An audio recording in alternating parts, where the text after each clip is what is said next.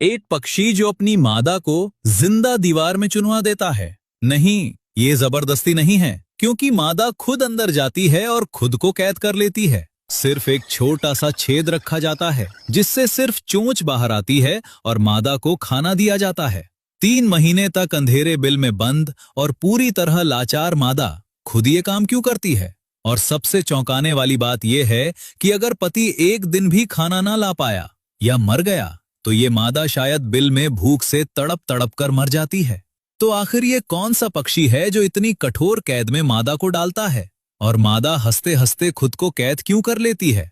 ये है हॉर्नबिल, जो एशिया और अफ्रीका के घने जंगलों में पाया जाने वाला एक बड़ा और शानदार पक्षी है, जिसकी चोंच के ऊपर एक अजीब सा कैस्क यानी हेलमेट जैसा स्ट्रक्चर होता है।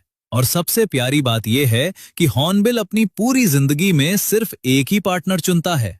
एक बार जोड़ा बना तो जिंदगी वो साथ रहते हैं। यहां तक कि अनायमलाई हिल्स में एक हॉर्नबिल कपल ऐसा भी है जो पिछले 28 साल से एक ही पेड़ के एक ही खोखले में बच्चे पैदा करता आ रहा है। लेकिन असली कहानी अब शुरू होती है। ब्रीडिंग सीजन में नर और मादा मिलकर एक ऊंचा पेड़ ढूंढते हैं जिसमें प्राकृतिक तरीके से खोखला हो।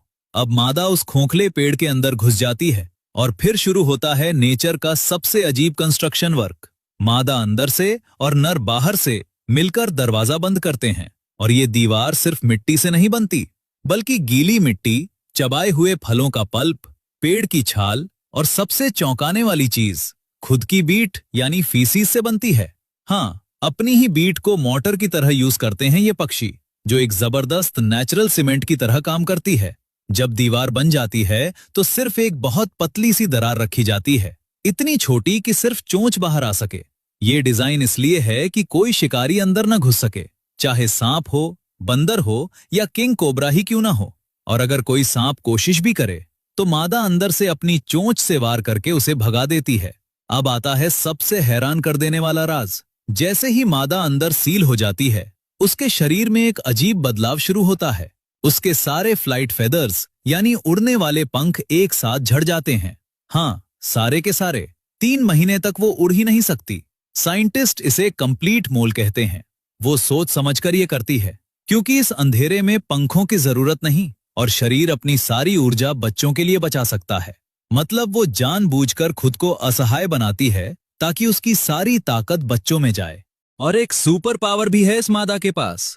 ज्यादातर पक्षी मिलन के कुछ घंटों बाद ही अंडे फर्टिलाइज कर पाते हैं, लेकिन हॉर्नबिल मादा नर के स्पर्म को अपने शरीर में हफ्तों तक स्टोर करके रखती है। यानी वो खुद को सील करने के 1 से 2 हफ्ते बाद अंदर